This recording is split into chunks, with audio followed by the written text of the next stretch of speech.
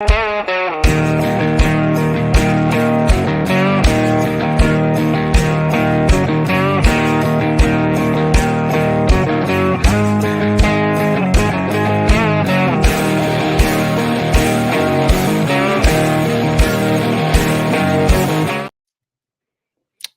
evening and welcome to Here's the Deal.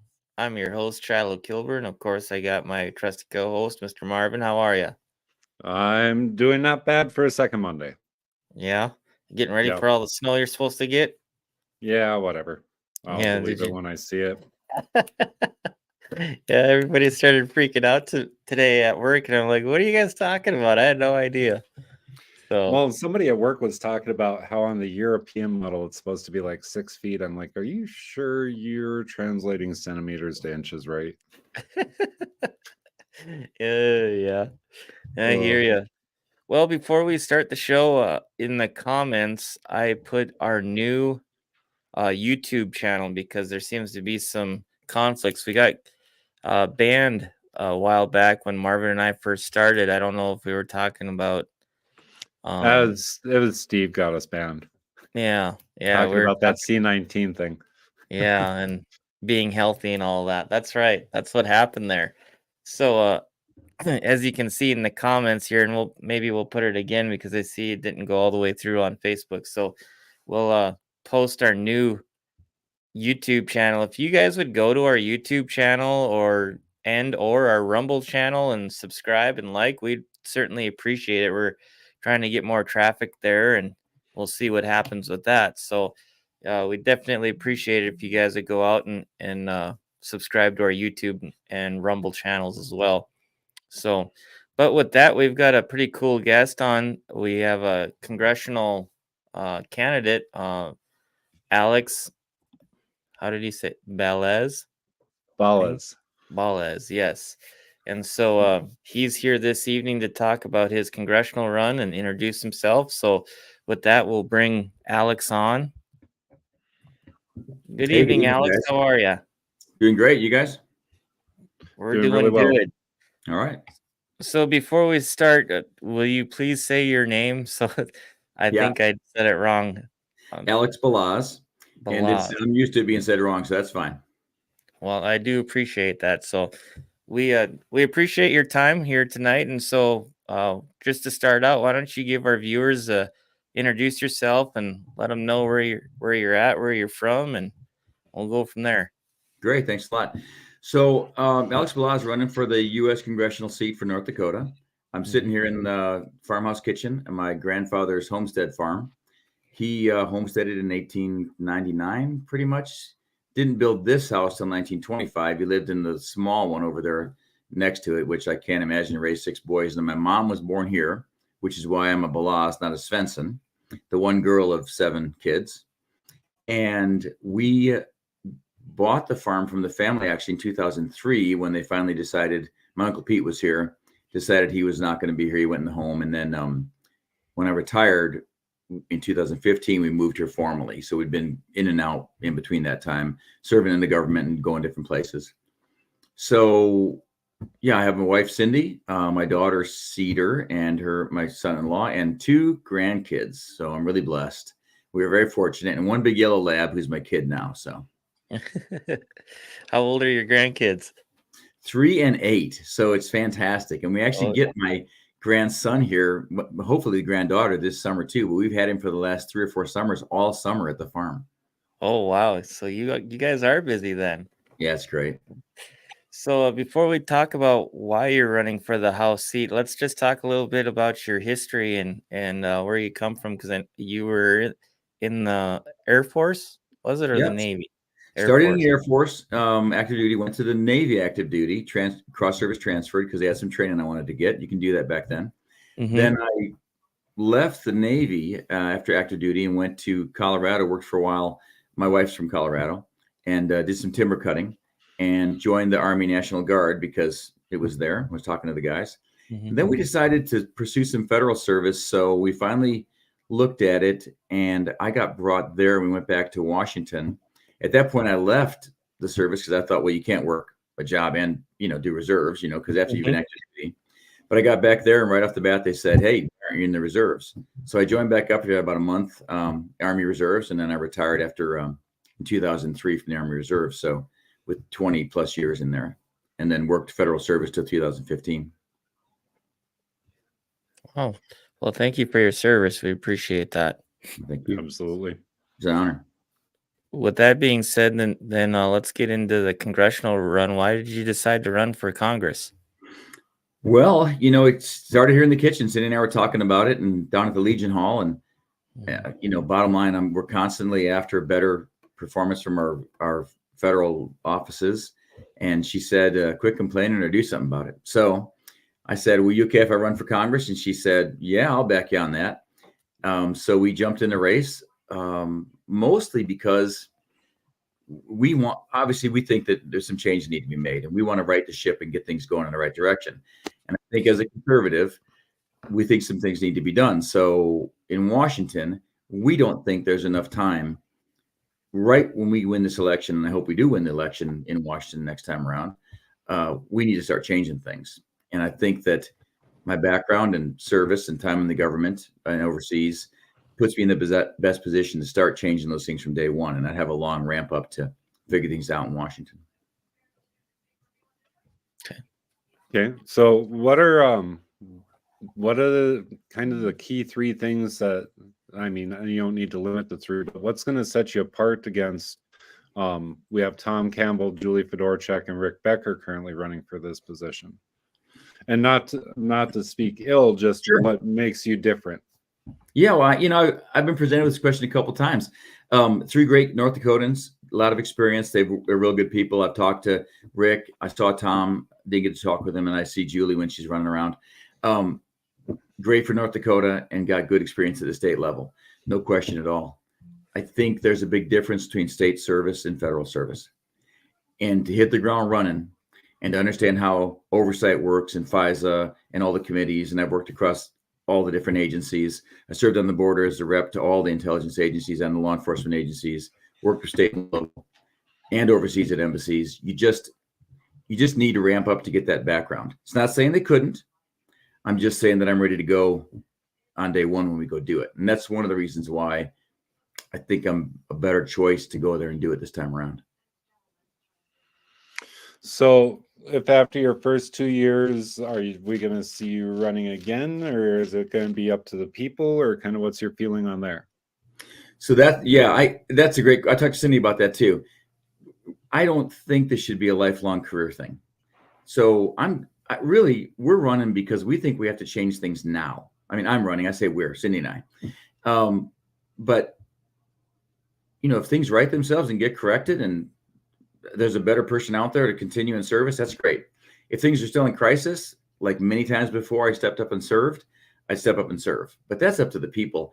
And I don't really see a great big political life in my future because I'm not a politician.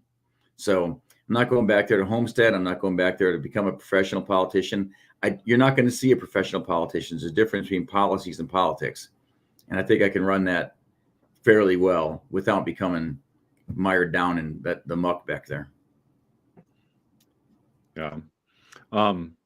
What are your areas of focus you think that we need to address first? Because you talked that things need to be changing. So kind of where are you looking to start? So I think we're all going to be in agreement on border security. We've all got to cut back this spending and get the debt under control. We have to stop federal overreach into states. We just don't need that much federal involvement. And you'll hear me say this all the time. As a former government worker, I know there's things that the federal government has to do, but it's not down here at the state level. And the more North Dakotans I talk to, the more that proves it to me because they're so good at what they do. And they have it handled here. So yeah, it's not a big deal to shut down that border. All this myth about we can't do it and we can't deport, just give the order, it'll be done. And we'll work through all the problems doing it. On this debt, we just stop this random spending and throwing money after things. When we can't take care of our own people, America first, but we're going to throw money overseas, how can anybody justify that? It's just a no-brainer for anybody. Well, and on the border, I know everybody looks south, but what are your feelings on our northern border? Yeah, a couple things. I have some friends who work the border up here. And first of all, it has to be secured because if you look at the most recent stats, most of our criminal/terrorist element came across the northern border. And if you look about Canadians' agreements with other countries, a lot of other countries are allowed to fly into Canada without visas and other things because that's just the way it works up there. And then they're there and they can walk across to these unmanned points or across a fence or whatever else. And then I talked to the border guys, and their hours are cut down. So they're not on the checkpoints as much because somebody decided the money's needed somewhere else. And it certainly isn't going to the southern border unless you're talking about processing people to come into the States. So we need to get back to a better structure on that. If nothing else, for trade, we got to control the border. Let's hear your question, Shilo. I see the wheels turning. Well, yeah, I was just going to kind of piggyback off that. Not even, with the border as well, but we've got a human trafficking issue too as well in this state. And I think that's kind of pushed under the rug as well. And a lot of it comes from up here near this northern border. I say up here because I live in Ray. So I'm about, I'm not very far from it. So, and the stuff that we see coming through our town, we're right on Highway 2. And so, at any rate, that I do believe that there's not just people coming over the border, but we got people coming into unmarked airplanes now that they're not on the flight schedules and different things, and it's also leading to human trafficking. So we have a huge problem here in the state. So, 100%. I mean, and this human trafficking thing, it's absolutely evil that we are not addressing it. When kids are getting abused and getting taken and used, and I mean, just the things that are going on. And if we would start stopping it right now and addressing it and put those, I mean, just as people, we have to do that. Forget about political parties. Mm-hmm. So, as a multiple military guy, were you, and you don't need to answer this, but were you part of one of the alphabet agencies, or were you more in liaison dealings when you came to working your federal stuff? Because you said you did hint to the bigger agencies, so I was just curious. I worked with all of them, absolutely. Yeah, primarily State Department, the alphabet agencies. I worked down on the border with DEA and all of the border guys, with the intel units, with the FBI, with the Texas Rangers, with guys overseas, even helping Peace Corps when they lost a guy one time in one of the countries we were in, helping to find him. So, I think the depth and breadth of that leads to an understanding, because you need to look at the budgets and know who's doing what. And I'll tell you, I don't criticize President Trump very often, but one thing he didn't do is he didn't clean house. So he didn't have agencies working for him. And you got to know when you go back there how to clean that up, because they need to support the president and not just wait for the next president to get elected. Yeah. I agree with you. So with what you were doing, I bet you're about ready to pull your hair out when they were talking the Fufeng plant out in Grand Forks. And this isn't meant to be an aha question. We already know where our other candidates kind of weigh in on some of these topics. So it's nice for everybody to have that option too.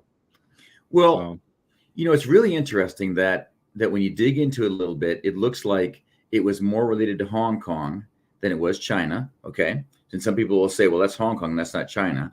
But the Communist Party still has play there and made people pay dues into the Communist Party.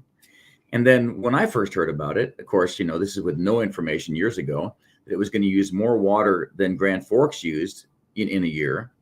And why did it go to that specific company and not an American company? And all those questions come up. And I think that's just due diligence on our part. We need to be on top of that, so that we get the right deal for America that makes America strong in anything, trade, I'll say the dirty words, foreign aid, whatever. If it's going to happen, it needs to be in our interest. Yeah. So, well, and you, with starting your career with Air Force, I would hope that our bases here would be secure, because they do employ a lot of people across the state between Grand Forks and Minot. So, and then we have a very strong National Guard too. I mean, our National Guard has a long history of representing North Dakota globally. And so I like to make sure our boys get their recognition and aren't going anywhere, if you know what I mean. Yeah, 100%. This idea of people buying land next to the bases is just, it makes you crazy, because you're like, how can that ever happen? How can this, we obviously, and if it wasn't for a few people bringing to the attention of the people, we wouldn't have known. And it's a simple thing. If you tried to go somewhere else in another country and buy land adjacent to a military base, it's just not going to happen. Yeah. Or buy land at all sometimes, Or depending upon buy land at all. You can't be an owner in most countries unless you're a Yep. citizen, or you got to buy through a proxy. Yeah, exactly right. So, and another one of like the hot topic buttons, again, is this Summit Carbon Solutions and what's running across our state. And we already know with Julie serving on the Public Service Commission where she kind of stands on things. We know where Rick stands on things. I don't think anybody's even bothered to talk to Tom, but do you have any input as to what they're planning to do with that? Or so I was talking over in Bismarck about this with some people that in the know, and carbon capture is carbon capture. If they want to pipe carbon underground, or the water that's left over from drilling, I mean, that's been going on for a long, long time with oil companies. That's a no-brainer. And maybe that's where carbon needs to be. But this idea of, are you talking about when they talked about eminent domain and taking people's land for pipelines and stuff? Okay.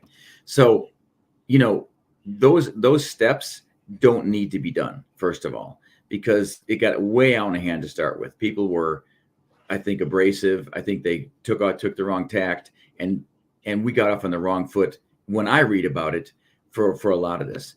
And a ton of this divisiveness came from people not being properly talked to start with, like people walking up saying, hey, I'll just take your land. I mean, come on, that's not the way we're going to start the conversations. And secondly, not getting together as a community and saying, okay, how are we going to pipe this back in? Or what's our gain in this? How's it going to work for us? If it's not going to work, then doesn't benefit us, then we're not going to take land from. We shouldn't be taking land from somebody. We've been through this too many times for simple things. It's kind of a national pastime, isn't it?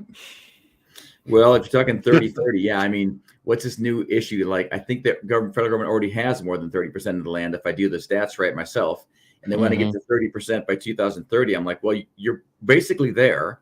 What's the next step? Do you want 40% by 2040? I mean, if I let them run loose, what are they going to do? Yeah. Oh. So what is your, as far as carbon capture, what's your thoughts on the other part of it though? Like with basically North Dakota becoming a dumping ground for these other states, and we're not getting anything out of it. As far as we were talking about that, and I didn't get long enough into the conversation to understand the complexity of how exactly to make it beneficial for North Dakota. But the reality is that there has to be a trade-off if you're going to accept that, whether it's the nuclear waste issue in Texas or carbon coming up here. I hate to say this, but what's in it for us? And that's in all business, right? Even in state businesses. So that's going to be a factor that you have to work into it. Why it's not been addressed so far, or not addressed better, because I'm sure it's been addressed, is an issue that we've got to undertake. But I don't know that, I'll be honest, as a federal congressman, I think I'll be back, if I was elected, for example, I think I'll be back looking at it rather than being involved, because it'll be a state issue, right? Because you guys are going to decide it at the state level. So I'll get to comment on it, but I don't know that the federal government should be voting on that, because it's between this state and another state, or just North Dakota. Well, but still the tax credits came from the federal government. Yeah, sure. Okay. Yeah. So, I mean, there again, you have possibly unnecessary spending. Yeah. So that's kind of where it goes. I mean, you look at, again, nuclear waste, you brought that up. They're talking about it once again, putting that up in Sawyer on the landfill up there because of the granite deposits. So, like, they keep finding new ways to stuff stuff underground and keep it for later. And it doesn't matter if it's North Dakota or it's Iowa or it's South Dakota or it's Texas. Like, instead of finding a better solution, we just make a better landfill.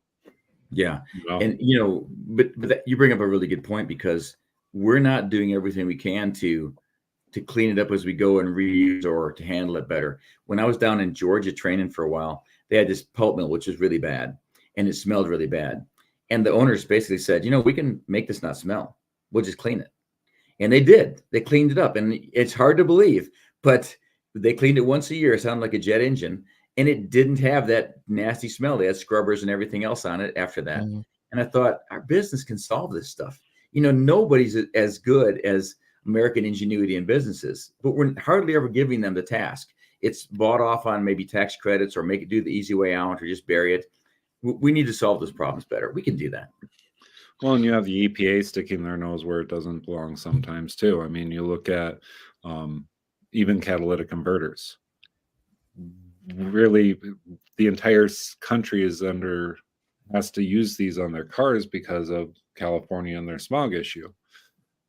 You would think that by now we'd found a cleaner way to burn gasoline instead of just trying to push to the electric cars, which run on lithium, which is going to involve a whole lot of mining to replace these vehicles.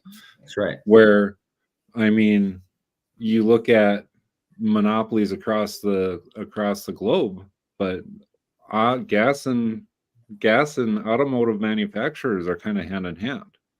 Sure. But I mean, back to where I was at with the EPA, I mean, because of what they do, you're looking on average a California catalytic converter. So if you buy a car from California, you're talking $2,800 just for that cat. Yeah, that's crazy. Most of your vehicles, you're talking $1,600 to $1,800 because they're built out of platinum. And it's not even very much platinum. We're talking half a gram. But instead of finding a way to burn it cleaner, we just find more ways to muzzle it. Diesel's another example with DEF. Freezes at 11 degrees. Tell me how that's practical in North Dakota. Yeah, it's not at all. Yeah. So you're a farmer, you know.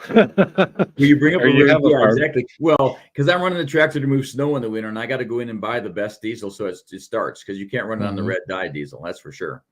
Yeah. So yeah, I find that all those small solutions, like we want to build electric cars, we want to go to electricity and do all these things. If they really looked at it, they'd realize that, and I know no one wants to hear this, but we're not ready for that yet. We may be ready someday for that with having good batteries and stuff, but not in a lot of places. But we run off tons of batteries in the military, and I can tell you, we're battery heavy all the time. So it's neat for expeditionary forces in short term, but you want somebody to live a lifetime on an electric car? I mean, everybody's that's even tried it, it doesn't work. And I'm not saying that we shouldn't have some mix to make it better. Like we talk about all the time in the government, okay, when we're at work. On a base where all the fleet of vehicles are only going 20 miles in a day, back and forth around base, could they be electric and made in the USA? Sure, they could be. But let's not pretend they aren't charged by electricity coming from a power plant down the road that's burning coal or oil. That's just the way it is. So we are changing a little bit on emissions, but we're still getting emissions. So that false gain is like, oh, look, I'm driving an electric car, but I'm plugging it in every night. And then the cost of charging stations, just that alone. So, yeah, I think the answer is better free market and better capital work with businesses so they can actually solve these things rather than cornering the EPA rules and regulations, because they reward themselves by making things better. I mean, it's in South Dakota or North Dakota. You pull into a gas station, there's 6 kinds of diesel, 8 kinds of gas. You don't see that on the East Coast. I mean, you just don't. So how is it that we're that far ahead, with biodiesel and everything else? That's true. I'm just sitting here thinking about these charging stations, and I just recently went through Montana. Okay. And of all places in Custer, Montana, there's like a gas station there and a charging station. Yeah. I was like, what in the world? I wonder who uses that. So if you're from Custer and you're watching, I'd like to know if anybody uses that charging station, because there is a charging station. Yeah, right the there. the one representative one. Yeah, it's crazy. And I'll tell you the other thing I heard recently, that there were federal tax incentives to push Colorado into this rule where if you build a new home, you have to have a charging station in it. So that cost is incredible. Or if your house burns down, you have to rebuild it with a charging station, even if you don't have an electric car. So they now sell insurance to pay for that. If you have homeowners insurance to cover the increased regulatory cost. So what a circle that is. I mean, just get rid of it to start with and let people choose. And if they want to have it, they can pay for their charging station. So one question that we always ask here, and it doesn't matter whether you're a candidate for the state offices or national, but how do you plan on handling the lobbyists and interest groups that obviously you're going to have to deal with at some point. Yeah. I've thought a lot about that. And I've seen those guys walking around Washington, and paying lots of money and doing whatever it is, serving breakfast. Like, I don't know if you've ever been down there to like where the White House briefing place is, where you go in and have to wait to give your briefings, but they serve these big buffet breakfasts, and you're like, where's that coming from? And somebody's serving that, trying to gain favor. It just makes no sense, because you don't get a free breakfast anywhere. Who does that? So first of all, I think the people we should be listening to are our constituents. And Cindy and I talk about this a lot. It's a send me issue. It's not I'm going to Washington. It's send me there to do this job, represent the people, and do what they want to do, not do what I want to do then, because once you're elected, you're the representative, right? Right. And then if a lobbyist wants to throw, I don't even know how you do it with the federal election laws. I'll be honest, I've been reading them, and how they cheat and make money, I can't figure it out. But the bottom line is, just say no. I mean, what does it matter if it's going to give you $100,000 if you're going to betray the people that you told you would support when you voted? To what? They're going to buy you off or do something? I mean, we have to start from the basic moral ethic that I'm not going to take that bribe. And if you've ever been around in third world countries or large oil companies, overseas, everybody throws money around, and you just got to say no. Oh, they throw money around here too, so it's not really that different when it comes to oil companies. And I'm not against oil. I'm not. No, I'm not either. No, not at all. I worked a year with them, and it was great work. I just decided it wasn't for me. Yeah, I guess my only grief currently is this last legislative session. They passed a pretty big tax break for oil, so which is the only way North Dakota makes money on oil. I mean, individual citizens do due to mineral rights, but right, sure, the overall tax is what is supposed to be going to our legacy fund. I had a question. It was on the tip of my tongue, and it ran away. So, well, I have one. Yeah, let's have it. So, between like inflation, I mean, our healthcare system's a mess. Our education system's a dumpster fire. I mean, where do we start? What do we do with all of this? I mean, in case of inflation, I mean, do you have any ideas of what we can do there after you get elected? Well, I mean, it's not cliche to say that energy independence and energy domination is one of the key pillars to dropping inflation. I mean, we crushed ourselves. This is a self-inflicted wound we did, saying we're not going to pump this or we're not going to do that, and not chipping gas and not doing all these things they said. For whatever reason, they did it. And I don't think that they had the planet's health in mind when they did all these things. I think that there's a concerted effort to undermine America because someone else thinks that we should not follow the Constitution. We should not be American. Somehow we have to apologize for everything we did. And that effort is this, we're not going to use our energy. We're not going to be strong. We're not going to exert these things. And we're killing ourselves inflation-wise with this.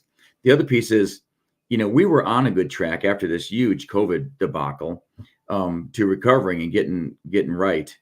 And then we ended up with policies that came out where they just shredded us with the executive orders. So how do we get back from that? We have to start from day one to get back to our values. So we go for energy independence. We talk about, do we need a Department of Labor at the federal level, or is it just back to the states? And how do we get junk out of the schools? Is there anybody that is going to argue that we should just be teaching the basics at school and not adding things in that parents should be doing? Because if we just stepped back to there and got our hands off it, for the most part, they wouldn't be doing that. But all these influences get stuck in there. And there are very small percentages of people that are pushing those influences. So if that's what the voters want, that's fine. But I've never seen that in the voters when everybody I talk to doesn't want it. So, maybe I'll run into somebody. So, yeah. How do you pick and choose? I think you just start from day one, going back to your line of what American is. And we follow the Constitution. We follow peace through strength. We follow the Second Amendment and the First Amendment rights, and we just live by those. And we don't go astray and say, oh gosh, wouldn't it be cool if we looked like Europe? Or Bernie Sanders, he went to Russia once and he loved communism. Wow, that's great, Bernie. You ought to go there. I'll buy your ticket. Yeah, that's for sure. Well, and one of the things that we run into, it's the continuous he said, we said, they said. And like at the end of the day, I think everybody in North Dakota just wants somebody that's going to go there and represent them and be accessible. Yeah. Obviously, as a congressman, you're going to be busy, but um, are you going to have staffers? If you're elected, are you going to have staffers that are just dedicated to making sure that you're getting the contact stuff from people from North Dakota, like the legitimate contacts that you can follow up with? Yeah, I think we have to. And I'll tell you the other thing, we need to get back here as often as we can, or more back here. So I was actually talking to Cindy, like, how could you go there and fly home every weekend? Because she's really good with travel and stuff. Like, could you be here just back and forth and be there for the votes? Because really, you're just voting there. I'm not there to eat dinner with lobbyists and whatever. The constituents, if they voted for me, are back here, right? So how would you get back and talk to them? And there's something else that's kind of interesting to me is I'm not a big social media person, okay? But I'm going to have to be, right? So it's kind of neat that I get to build all this out. And when I was talking to the guy who was building it out, I said, I need something more responsive than the current things I use with the government. So I don't know if you've ever sent an email to a congressman or senator. You have to give your entire bio and your social security number and your address and blood type and maybe a little DNA sample just to send an email. Okay, I get it. I get it. They don't want junk. Yeah. But at some point, we have to have a more interactive, like maybe we do weekly Zoom calls from back there, and then we come out here and we do more. No, but in 2024, we should be so connected. This isn't like the old days. I'm getting on a train and coming home. So what I'm developing here with Cindy and the team is a way that when we step into it, we're super accessible. And I know, look, everybody gets tired. You're not going to want to be it. But I've been in the government working from 6 in the morning till 11 at night. I can put those hours in. I mean, that's no big deal. If I talk to somebody till 10 o'clock here in North Dakota, am I not supposed to answer the phone? Of course I am, just like I did when I was in service. Mm-hmm. So, state convention's coming up, as you know. Yeah. Are you going to be speaking there, or are you going straight for primary? No, I'm glad you asked that. I'm going to speak there because I saw the whole thing where, if you don't sign up and speak, then the people don't get to hear what you want to say at the delegates and everybody else. And there is a way to do it, a process. I get it. I was all new to it to start with, but I definitely want to speak and be heard there because it's a step in getting things done. And all the delegates are there, and they were elected delegates, so they get a say. And we'll be there the whole time. Cindy and I are going to attend the whole thing, start to finish. She's a delegate also. So with that said, though, obviously at the end of the convention, there will be the endorsed candidate. Are you going to still carry through even if you don't gain the endorsement? Because we already know Rick and Tom are pushing all the way through, and it sounds like Julie's going to push all the way through as well. Yeah, so, I think we're all going to meet at the primary and have a big wrestling match. Yeah, we are. After they endorse me, it's for the record, at the convention, yes, I'm going to go to the primary. I'm just shooting for the endorsement. I mean, I need that. I think anybody needs that. It makes sense if you're going to go to the convention. Mm-hmm. But, if for some reason I didn't, I'm going to go to the primary and let the people decide because the primary is for the people. I don't think that hurts the process for us to do that. Well, and the big thing that I've seen from the endorsement is when you get the endorsement, then you get financial backing from the GOP, and that's for any statewide race. You can see that it's pretty easy to go look at campaign finances over the last decade, folks. That's there. Really? Okay. The endorsed statewide candidate does, in the past, receive funding for continuing their race. So I don't know if that's the way it's going to be with our current chair. I mean, Sandy is working on trying to change things, but obviously you're not going to want the GOP funding somebody that's not endorsed though either. Yeah. So, right. Keeping that money with the candidate, obviously, if you receive endorsement, that's where you're standing. We know Rick can't receive the endorsement because he ran as an independent against Hovind 2 years ago, and because of current party rules, which are not a fan of. He's got 4 more years before he can even receive an endorsement from the party. It's not that he was kicked out of the party. It's just he can't be endorsed for the spot. which it's just ridiculous. Like, I know it sounds like you're recently back to North Dakota in the last, 9 years or so. 2015 is when you said you purchased the farmhouse. I purchased in 2003, but moved here in 2015. Yeah. So, like, you're coming back into kind of a dumpster fire when it comes to a lot of the infighting that we currently have. How has that been for you? Like, with dealing with the different groups, what's that been like? Yeah, we've been taking rounds from day one. It's been really interesting. People in North Dakota are not afraid to tell you what they think. So, this whole rule thing is exactly that. I mean, they got a rule there, they put it out, and Rick is in that situation now where he can't get the endorsement because of a simple rule. And there's a lot of people I talk to, honestly, a lot of people who say, hey, that's just not right. And I think the committees and the GOP are working through those issues. At the same time, I mean, I'm just being honest here. Julie's got more money than me. Rick's got more money than me, and so does Tom. So that's just the way it is, We all know how Tom got his money. So on that note, I think that when I look at how we're structuring it, I don't know if you watch how the campaigns are structured, but I don't want to use the word religious, but it's almost like that in how we're structuring our treasurer and any donations we get. And I haven't got any donations except the ones I'm putting into the campaign, mostly because nobody knows me yet. Having said that, it's very structured so that we don't touch it, and the donations are absolutely tracked. And I met with a guy the other day to do this. And, one of the requirements and one of the reasons I picked him is because it's absolutely reported. Every single thing is observable. I don't like these ideas where it's not transparent. There shouldn't be dollars flowing back and forth into a campaign that aren't transparent. Period. So, I mean, that's my stand, and I'll do that. I don't know if I got a chance to tell you guys. We used to do FDFs in the government, financial disclosure forms. Everything you had to be put on the form every year, and they would look at it and say, "How'd you get this $18? Why do you own a Jaguar? Look at you." You're making $50,000 a year and you own a boat. Why? Are you on the take? And that was completely acceptable. We just got used to it, right?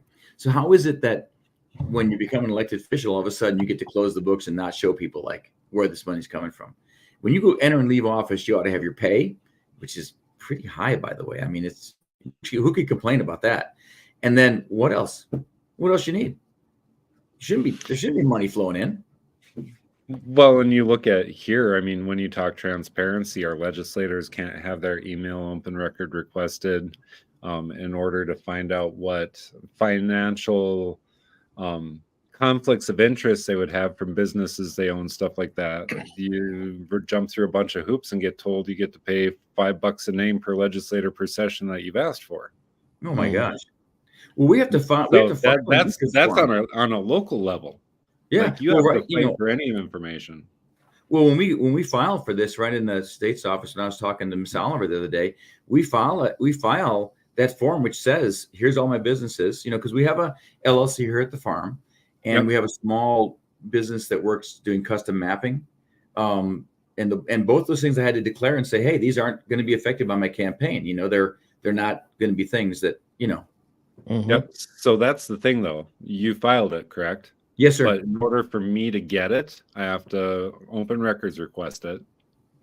According to the SOS, it's $5 per name per legislator per session. Well, unless there's a law against me sharing that with you, I'll send it to you. So I don't have a problem. No. Well, and that's fine because like I filled out the same form you did when I ran for Secretary of State. So I know the form exists. Yeah. Okay. Yeah. So securing our borders, more financial responsibility, obviously working on righting the ship on a lot of the agencies, it sounds like. What's your kind of end game? Should we run into you get elected and all of a sudden we're in Washington with another contested election like we saw the last time? Like, do you have thoughts on where you would stand on that? Because that's something that's floated too, and people are nervous about. You mean if they tried to push it back to the states to do a recertification or something like that again? Yeah. Well, there's a method for that, right? I think people forgot that there's actually a methodology in our Constitution that says that it can be pushed back for recertification if someone questions it. And it became this big emotional deal, like even though people have asked for it in the past. So how is it that we support a document and we support our election system, but we can't question it? We can't say, okay, wait a minute. I see that you did this, but I want to make sure that's right out there. And all of a sudden that becomes the biggest insult in life. So let's say it was my election and you contested it. We ought to be able to count them. How are we going to get past Colorado, which recently voted, I know it's not us, that you can't count paper ballots on a recount? How are they going to recount? So you can't recount. Yeah, so that's being contested down there, but they voted it. So there's some things you got to look at and say, even if I wasn't running for office, I'd say that looks kind of rigged, you know? So when that comes up, I think we need to deal with it as we're supposed to deal with it, and not in this thing where we're fighting over, well, it's my candidate and you can't dare question that. Let's go through it. Let's not have this fight. I think this was a lot of distraction that happened on, I'm just going to say it, with January 6th and the rest of the stuff that people now equate to, oh, we can't go through the formal process of this. And that's wrong. That's just conflating the issues. Well, and the big issue that I see is like people that are actually coming forward with information, with testimony, with legitimate things, automatically they get a tinfoil hat pulled over their head and sent down the road instead of a concern being asked.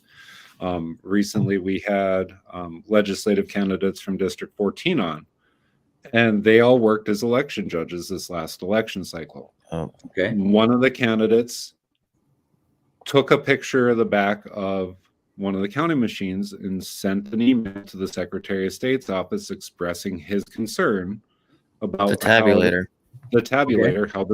How accessible the switch is on it. That was in the basement. That was in the basement.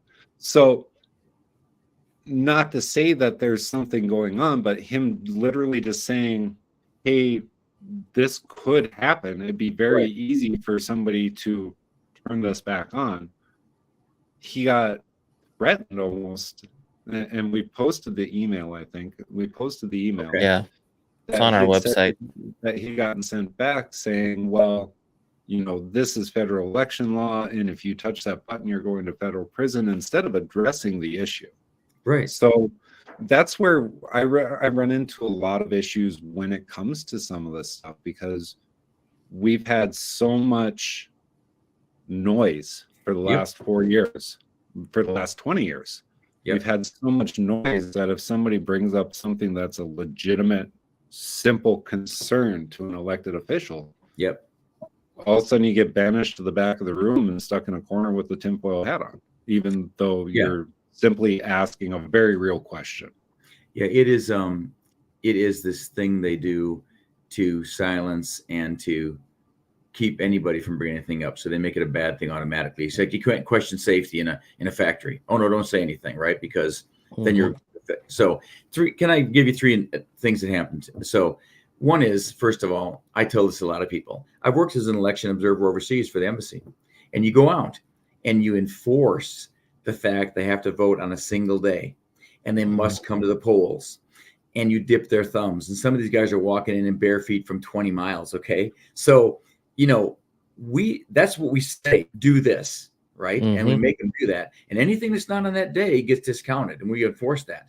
And then we do this stuff in the States with, you know, mail-in ballots 2 months ahead or whatever else. I could go on and on. The second is, you know, I remember this real well. When I was on the border working, there was an election, and I was talking to a New Mexico state official, and he said, we're having a problem with driver's license. They had given some IDs that looked like driver's licenses to illegal aliens, but they were basically workers. Well, they were in the state, and I think there was around 70,000 total in and out.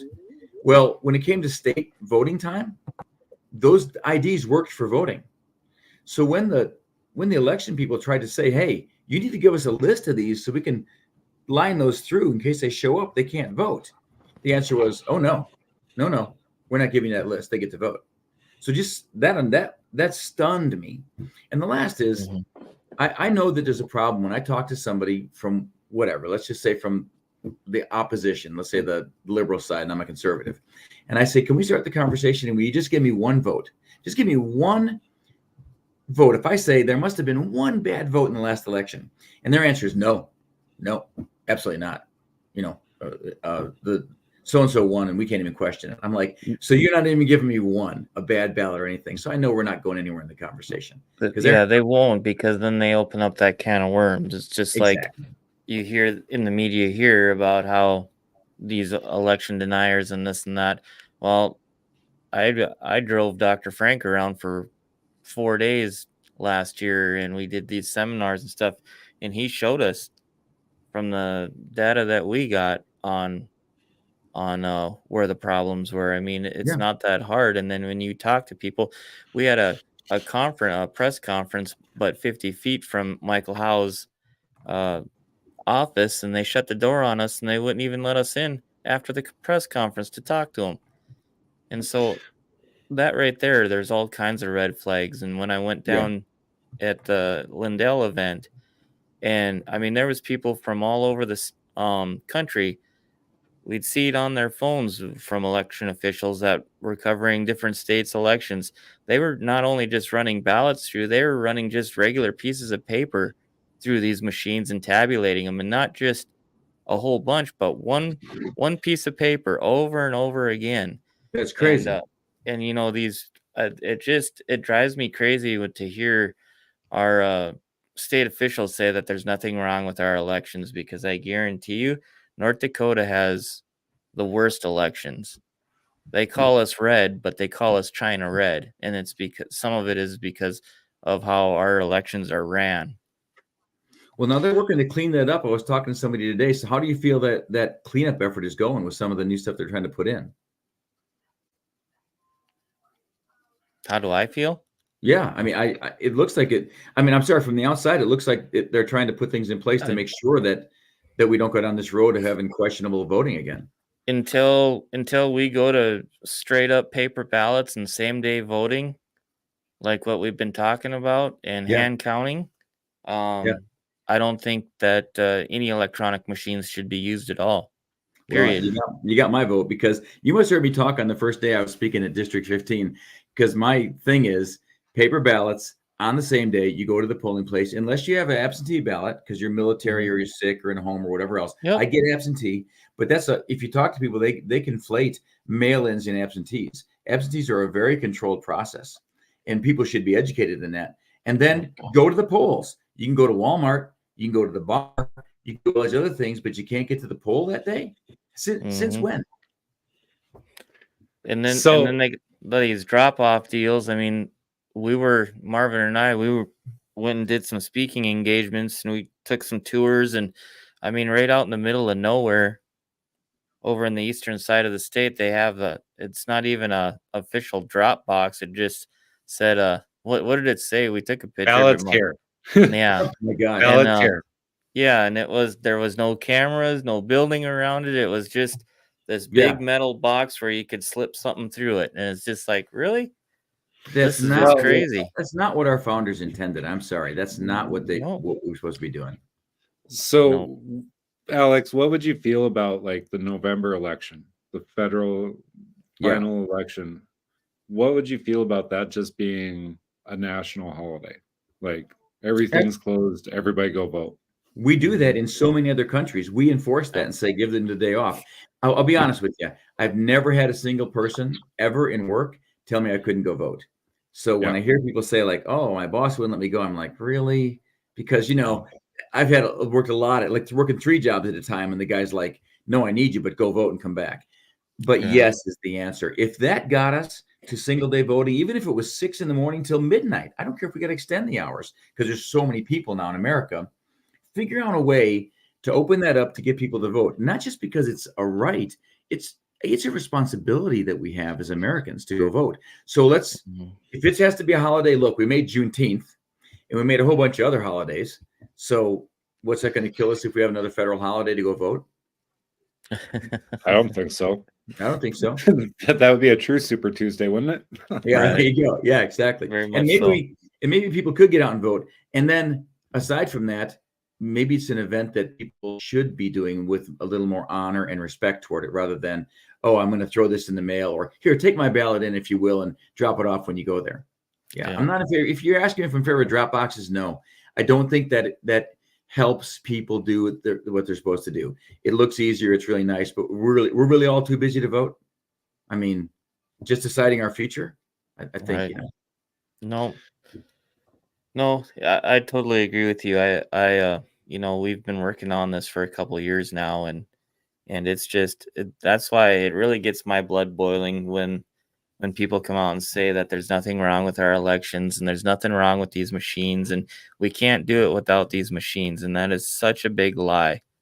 I will I'll Well, here's the argue thing, till the end of my if we were in a situation where we didn't have people trying to work against us, I mean, all over the Mhm. world, right, and Yep. wanting to influence things and getting access to this stuff, and machines are fallible. Let's just be honest about it, okay? Mhm. And I know it takes a while to count ballots. I get it, but we were at the caucus the other day, and I know it's not as many, but they managed to vote all that night and count all those paper ballots that night.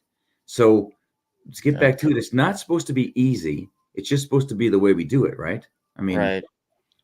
It's See, it's our civic duty, right? it That's what is. we're supposed to It do. I is. mean, it's Yeah. our God-given right, and we're Yeah. supposed to do it. If Right. other countries can hand count ballots, why can't we? Yeah. In other I just countries, I was in one country where they had to vote. If they wanted to work, they had to vote. If you missed election day, you didn't get to do any of those things in society. Now, I don't want that to happen, but I'm just saying they all showed up to vote, Well, here's an idea. Let's have more precincts. Of I mean, course. in Williams County, there's only 3. Yeah. There's one in the whole town of Williston. Williston has 32,000 people, and Oh, it's in the Arc. And then there's one here in our town, in Ray, and there's one in Tioga. wow. I don't know if Grenora has one or not. So I'm only aware of 3 in Williams County. Right. So almost a situation where you're not tasked. I'm not saying openly, but it creates a situation where someone can argue, "Hey, we have to have drop boxes because we don't have enough polls for people to go to." But I don't think you'd have a problem finding poll workers setting up polls. I remember when I first started voting, we'd go to the elementary schools. There would be Yeah. a handful of elementary schools in Bismarck that, I mean, so basically you open more precincts, you have more people working at those precincts to spread out the votes. Yeah. You can still count them in a timely fashion. Yeah. Or fire stations. We always voted at the fire stations. Yep. Sorry. Go ahead, Murray. so Shiloh, here's the thing though, and people have very short memories. The same people that are saying that there is nothing wrong with this 2020 election were the same ones that were screaming their heads off in 2020 because of hanging chads in Florida. Mhm. Yeah. Remember that? Yeah. It's a two-way street, and that's something that I just for you to go anywhere and not to put you on the stand of election integrity, because that's not the goal here. For you to go anywhere, like when I went out and spoke, I would ask that question, and it wasn't because I was trying to stir the pot or I was trying to call out the process. But the question I would ask is, do you believe beyond a shadow of a doubt that the elections in North Dakota are perfect? If you don't, raise your hand. Right. And you would see hands going up across the room. But what got me is you would see the sheriffs that were sitting in the audience, and all of a sudden you'd see fingers wiggling like they were agreeing with it too. So, like, that's why this last session we had so many election laws, and that's why we brought so much forward, and that's why we brought forward stuff for HAVA compliance. We hijacked a bill that Senator Magrum brought through and changed out everything that said decertification and changed it to HAVA compliant, which is Help America Vote Act. Right. All the bills got shot down, but our Secretary of State got $1 million budget for HAVA compliance for studying it. What they don't realize, folks, is to be HAVA compliant, we have to have voter registration in North Dakota. Bingo. Well, and a lot of people say that's what makes North Dakota voting so good is that we don't have registration. Anybody can vote, but the reality is I've been registered in a lot of places to vote, so it's worked in other places for me. Well, and we have open primaries with closed primary tickets. Right. I mean, if you vote on a D side, if you're an R, it invalidates your ticket, your ballot. So, but we're using the wrong software to do it, and that was all issued with the Secretary of State's office the last time around. They're using open primary software on a closed primary system. So that's neither here nor there, because again, I mean, you going to Washington, you got plenty of other stuff to deal with. But the reason we had brought it up is like we saw a lot of our representatives in 20 standing on the Capitol steps for the Stop the Steal thing that they had there on November, what was it, November 7th? Yeah. Mm-hmm. But we saw them changing their tune as soon as they were in Washington. You know, they stood on the steps and said, we support Donald Trump, we support this, we support that. But then when they got back, and that's where a lot of their blowback had started, was because of that, because they stood here and told the normal citizens to our faces, this is where I stand. But as soon as they were underneath the federal microscope, holy cow, did that song change. I got to believe sometimes that's just, without being critical of those folks that did it, it's the inability to resist influence peddling. You know, you're in one situation where, I mean, you know, you're at home with your wife and you're loyal, and then you're going to go to the bar and you're not going to be. So the question is, this old IBM course I took on ethics, they said, you know, if you would not do what you're doing in front of your young daughter, don't do it at work. So I took that to heart, you know. So if you can't carry those ethics wherever you go and just say, hey, it's going to cost me, but that's the way it is. And sometimes I think it's also group pressure, group think, you know, like we have to do this now, because if you look at the way I'm explaining it, I do it better than someone else. You know, it's no different what you said about hanging chads. Okay, I saw that. So what was good for the goose wasn't good for the gander. You know, they all complained about that, and that was just terrible. But now all of a sudden, when it's their way, they're not complaining a bit about it. Yeah, if we were really true to ourselves, we'd say, look, all these things make us weaker, and we might, as a country, and we might want to start looking at why some of it's happening, because there are other pieces of influence that are affecting us from outside. People are leaning in, and I'm not saying that everybody's always fooled and it's an obvious thing, but can I use the term agents of influence, you know, with you? And what I means by that is that people listen sometimes to really good arguments, you know, that we call them the good idea fairies in the government. And then it sounds really great, and it aligns with kind of what they think, and they carry that. And that person might have planted that seed there for a reason, for bad intent. You might have planted it because that's what they believe. But you got to go back to your core beliefs.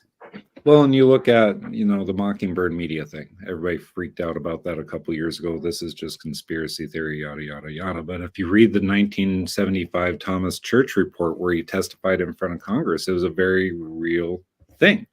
You know, and we saw that again and again, where the media stations across the nation are just hammering the same thing home over and over, and it didn't matter what channel you go to. So, like, there's the good idea fairy at its finest right there. You know, how do we change public opinion? And I think the biggest other issue that we run into is we live in an instant gratification culture. We do. We need to know that night that our election is okay. We need to know right now that our poll, these are your early number totals. Like, I could go all night without seeing totals, because I've stayed up to watch 2 elections in my lifetime. I stayed up to watch the 2001, and I stayed up to watch the 2021. Like, before then, it was pretty clear winners, losers. You just took it on the chin and went. But those are defining moment elections. But there's so much stuff that you don't hear about after the fact. It's like, if you're not watching it live, folks, you're not getting the whole story. Right. Well, and how much of that influences the people who are going to the polls late? So, you know, if they say, oh, my guy's all the way behind, I'm not going to go vote. I talk to people who do that. I mean, what you know, a good friend of mine was like, well, what does it matter? I mean, we're already way behind. I'm like, you're kidding me. You still got to go vote. Well, and the story that kind of sticks out for me when it comes to that stuff is the first time Obama was elected was 2012. It was 10 o'clock at night, and I think I was sitting on CBS, and all of a sudden a special report had come up that they had that the police in Denver had arrested a gentleman that was on the way to an event to do a bad thing to President Obama. It was the one and only time that news article came through. I remember clear as day, because the next day I went looking for it and there was nothing there. Wow. So, like, you see stuff just sweep away. Yeah. And And what makes it worse today is AI technology, and you're going to get your hands full with that too if you're sent to the House, because now they're scrambling to figure out how to regulate something that can think for itself. Yeah, and then and now I just saw today about that they're trying to figure out how are they gonna regulate it when it looks so real. You could be talking to somebody or get a message and it's not even, them. Yep. yeah, 100%. Yeah, we have to. I mean, I agree on this whole idea of how we have to figure this out on the voting thing, because when we go to those polls and we do this kind of stuff, when I was serving overseas, when Trump got elected, okay, and I got up in the morning and I called my wife on video chat, and I said, hey, I'm going to work and I saw the polls. I know Hillary won. I'll talk to you tonight. And I was kind of, I'll go to work. And she said, hang on a second. You're not watching what's going on. And I said, no, I've already seen it. Okay. It's killing me, and then one state and the next and the next. And in a matter of probably 30 or 40 minutes, I don't remember what it was now, it changed. But if you'd listened to those polls, you knew it was over, right? So that was a great example of that news just deciding they were going to run with it. And just by luck, I mean, or the grace of God, whatever, it changed. But I remember that very well that day. Mm-hmm. I do too. Yeah. Yep, I do too. Well, with that was a fun conversation. It was. Well, guys, I really appreciate you having me on. Thanks for working out the link and everything else. And it's good to see you again, Marvin. And thanks a lot, Shilo. I really enjoy these, and so I hope we get to talk again sometime. Yeah. Well, actually, we're both at the state convention. Shilo got himself a press pass, so he's going to be wandering around his press. And great. We'll see you there for sure. For my district. You bet. So. All right. So anything you need in between now and then, please give me a shout, and I'll definitely see you there. I'll be the guy with the mustache, Before you go, though, what is a good way for folks to get a hold of you? Okay, I've got an address, a Gmail address, and a number. Can I get it for you real quick? I got to just grab it. Yeah, okay, that'll be fine if you want to grab it. Yeah, I'll grab it. Yep. You never know what's going to happen here on Here's the Deal. Yeah, right? I got a dog laying in the middle of the floor, I hear you there. Yeah, he's no, it wasn't. So I won't miss him, Okay, so you can get me at for sure at A Balazs. That's my last name Balazs 4USA @gmail.com. And if you want to get a hold of me, just send me an email. Say what you're thinking of. And I'm checking it. I don't get any emails, so probably people don't want to talk to me, I guess, so far. So you said it was ABALAZS 4 USA. Oh, 4 USA. Yeah. And I think, I don't know if we're going to have to change that just so it handles mail better, because some people say Gmail doesn't handle it very well. But I'll get that out as we go. And then I should have a website up and running really soon. I'm sorry I'm behind the power curve, but I'm working at it. Okay. Well, you're welcome to come on anytime. So thanks, guys. We like to have the candidates and get your guys' messages out, and that's what we started this show for. So we do appreciate your time as well. You just want to give us some parting thoughts, what you want people to remember you by, and I want people to know that we can fix this stuff. We're better than where we're at right now, and we're gonna do it. This isn't like the end of things, and it's not gonna fail. We're gonna fix this, even as bad as people think, because I'm meeting people every single day that can work through this. So, we got to hang with it. We got to have faith. I mean, we have to have faith in this, and our fellow people, and we're gonna get better. We're gonna get through it. I just can't believe after getting out of DC, you're in a hurry to go back. I'm not. Good point. I'm not in a hurry to go back. So, and I'm not missing hunting season either. So, whatever they got in November during deer season, they're gonna have to postpone for me. So, all right. Well, I dropped your email out for on our Facebook page. It'll be popping up on our YouTube channel as well in the comments, and then on Twitch as well. Thank you. So, after I get off the show, or after we get off the show with you here, Alex, I'll send you our follow us information. That way you can share out your interview for tonight. I mean, it's all public information, but there's just you having a good talk. So yeah, I know. Okay. I know newspapers take like 30 seconds worth of questions and write a page and a half article and miss everything. So Yeah, I really that's why enjoy we the like to live give the talk. opportunity. Yeah, I'm trying to get past those 30-second sound bites and talk to people, because then you get into the meat of it, and it's made all the difference. Yep. Yeah. Once you get your website up and stuff too, reach out to us and we'll post it on your profile page as well on our Okay, website. So we'll do. we'll put a Perfect, link guys. up and Thanks. stuff. So Really like that. thank you, Alex. We appreciate your time and we'll be talking with you soon. Yep. Thanks, guys. See you later. Have a good evening. Yeah. Have a good evening. That was Alex. And I'm not going to try and say his last name. I got to hear it a couple more times. I want to say Balazs, but that's not right. It's something close to that. But at any rate, so Shilo. You gotta that pay it. You gotta listen, bud. Balazs. I know. I think is how he Balazs. said it. There you go. Balazs. So There you no, go. I sorry, I'm sharing. I don't want to sit and chat to ourselves, but it's been a long week, folks. It really has. We have once again run into the ugly part of the season when it comes to North Dakota politics. And we are going to start seeing the smear campaigns. We're going to start seeing all the dumpster fires come out, the attacks. Again, something I want to see from the candidates. Just run a good, honest campaign. I don't care what you got an issue with the other guy for. Tell me what you're going to do. And that's on the state races. That's the governor's race. That's the U.S. House race. That's your local races. I want to know what you're going to do better. I want to know why you're going to be there to represent me. I don't want a flyer in my mailbox from XYZ company saying, oh, well, we support this, this, and this. And then see you going to your elected post and you doing the exact opposite. We've had enough of it. We're tired of it. And I'm tired of dirty politics. Yeah. It's why we say, folks, that we will interview candidates from either side of the fence.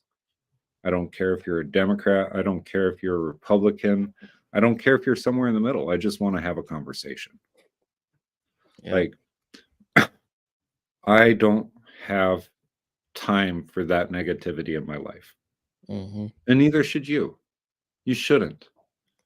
So, and for Alex, like, God bless him, man. I mean, 20 years of service for our military. Like, our troops, every day you should thank your troops because they're the reason you have the ability to vote. We may not always agree with the leaders, but you got to support your troops, man. So.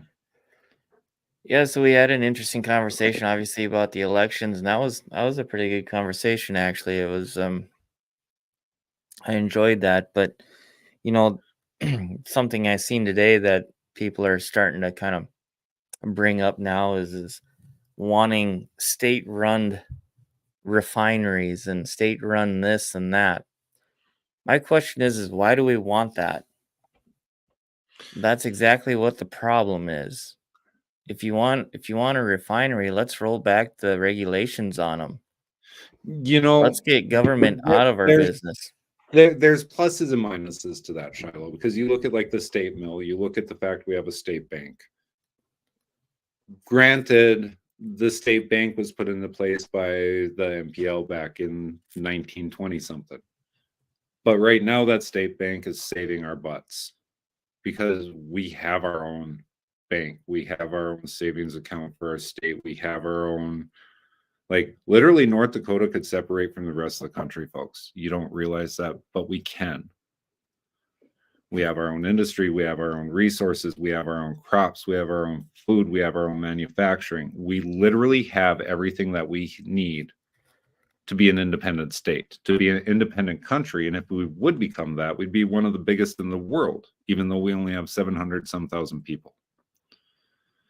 But so, like, when is it Coal Creek that got bought by Rainbow? When that originally went up for sale, because the guy from Minnesota said he was going to shut it down because he wanted green energy, I talked to legislators about making that a state coal mine, a state refinery to provide power for the state, because it'd be another source of revenue.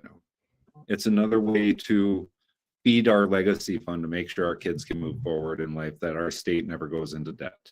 So like, I can support that aspect of it. Do I want it? No. Do I want that? No. So the question is to go ahead. And the reason is if you look at it, you look at the legacy fund, it went from saving for our future to, hey, we're just going to take a little bit from here and we're going to take a little bit from there. And all of a sudden we're raiding the piggy bank again. That's where I was going with that. Yep. So that's where my issue is because Mhm. you have a state refinery, the state sets the rate for your gas tax, folks. So we have the state making money off the tax for extraction. We have the state making money from refining the oil, and then we have the state making money from taxing you at the pumps. I can't support that take, you know. Mhm. So that's and there again. That's if we're going to have a state refinery, then we don't have any state oil taxes at the pumps.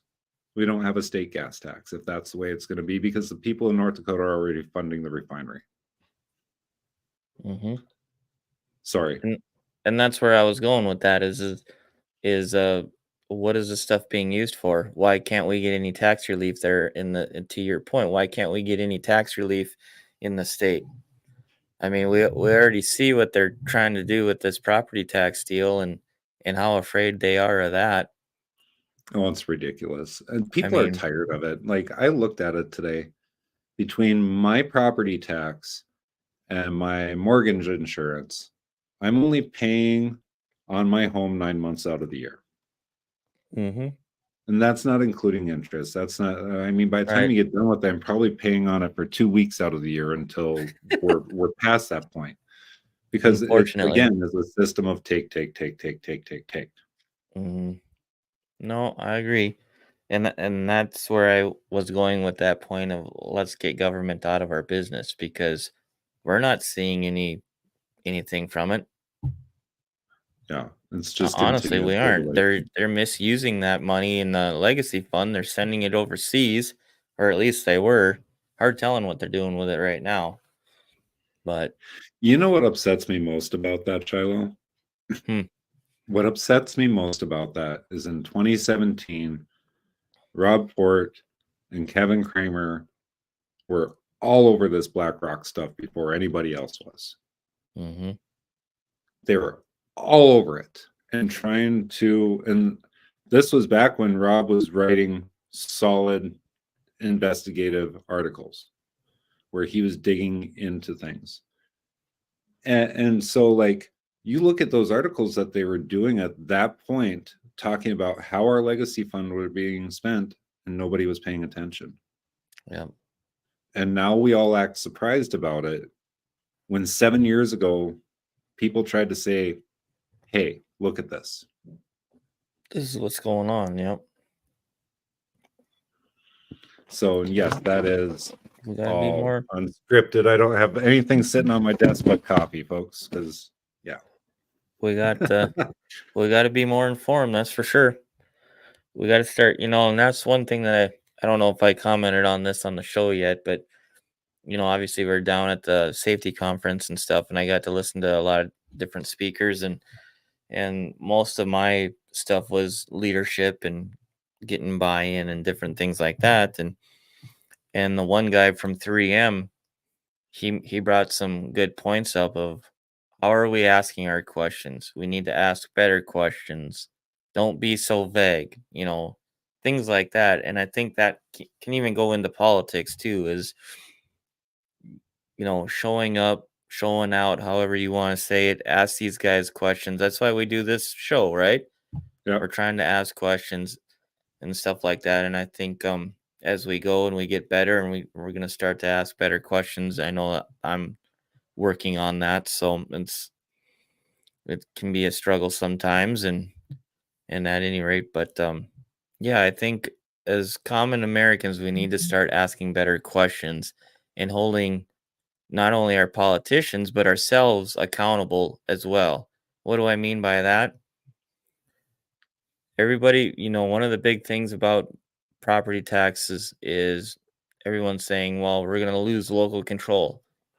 So my first question to anyone who says that is, when is the last time you've been to one of the meetings in town? Whether it be county commission, city, School board. township, school board. When's the last time you guys been to a meeting? And they kind of look at me. You guys, we don't have local control anymore, and that's because everybody's tuned out. So Well, and you look we at can, it. I mean, we've had legislators that are sitting on county commissions at the same time. We have legislators that are sitting on these rural school cooperatives at the Yep. same time that they're at the legislature. I mean, how many of our elected officials are sitting on multiple boards or multiple different things? Yep.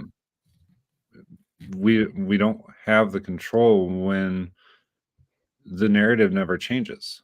Mm-hmm. So, sorry, it's No. It's But maddening. It's maddening. Yep. And yeah, we have to keep our politicians or the people that represent us, however you want to say that, we need to keep them accountable, but we also need that same accountability on ourselves. Not just as Americans, but I mean, it can even go back to as being parents and doing the school board thing and keeping your own children accountable and keeping yourself accountable for what you're teaching your children and what they're exposed to. And I know I'm kind of getting off on track here, but back to the election thing. I mean, you can look at some of these offices, Secretary of State, DPI, any of them. How many times have we reached out to Michael Howe? How many times have we reached out to Kirsten Baszler? A lot. A few. More than one, more than two. And it's crickets. And it's because they don't want to be held accountable. Well, and again, it'd be having a conversation. I don't need to sit and scream at somebody. We'll leave that for the morning show on K-Fire. Well, right. And I don't plan on sitting and screaming at him either, but I'd like to ask Michael Howe why he thinks there's nothing wrong with our elections. Because he keeps saying that. Because the state spent $18 million on equipment that they don't want to say is wrong. Yeah, well, I want to hear him say that. I want to hear him say why he thinks that the machines don't connect to the internet. I don't know, Shiloh. I don't know what to tell you anymore. I get it, but all we can do at this point locally is getting good city council members in. You need to get good school board members in. You need to get good county commissioners in, because this June primary is their election. Yep. They don't go to November. Worry about your June elections first, folks. Pay attention to your local races. The statewide races will sort themselves out. You know, and I hate to say that, because like there's so many important primary fights right now the way it is, but a lot of people don't get to know their local elected officials. I mean, you can't tell me Bismarck does. That's for sure. So it's one of those things where you got to be there in June. You got to be there in November. If you don't go vote, don't complain. Yep. Or, you know, how some people say it, if you don't go vote, somebody will vote for you. And they might be dead or alive. It doesn't matter. Well, and it's just stupid. I mean, the whole fight, like, we shouldn't have to fight to have secure elections. We shouldn't have to fight our elected officials, our county auditors to just provide what's asked. Yeah. Like, just answer basic questions, because when you don't answer questions, guess what? People are going to start thinking you're covering crap up.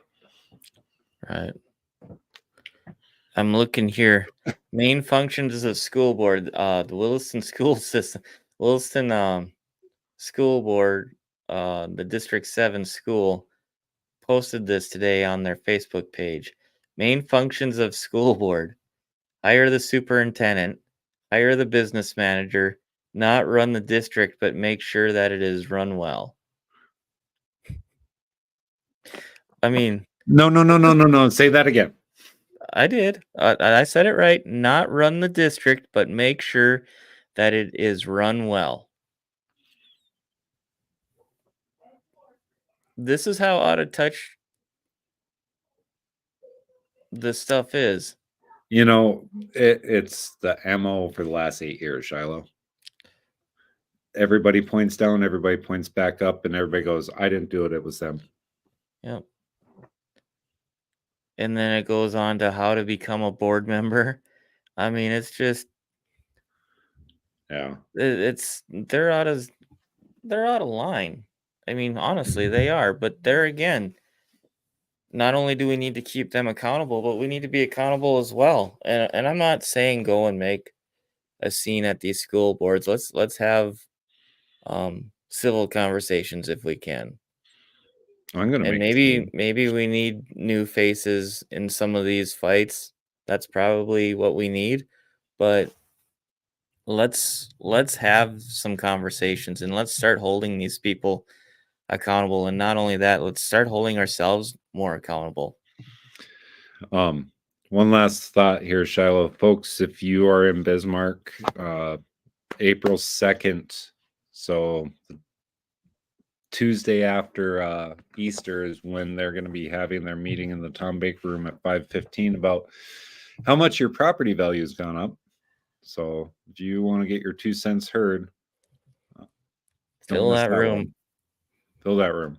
Yep, fill that room. What I see, April 19th, is that Harvey's election? I'll have to double check for their $23.5 million proposed tax mill or school. Oh, it's running away from me. For their proposed school that they want. Yeah. And then Williston's election should be coming up real quick too for what, 46.5 million that the school board is asking for. I should. Yeah, just a second here.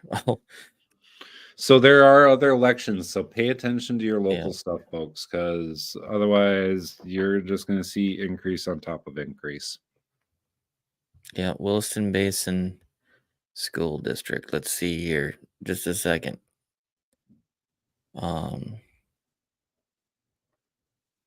School. They're having an informal school board presentation on the 18th. Oh, it's the 18th. Tonight's school board informational presentation. That's today. But they have, let's see here. Monday, March. That's today.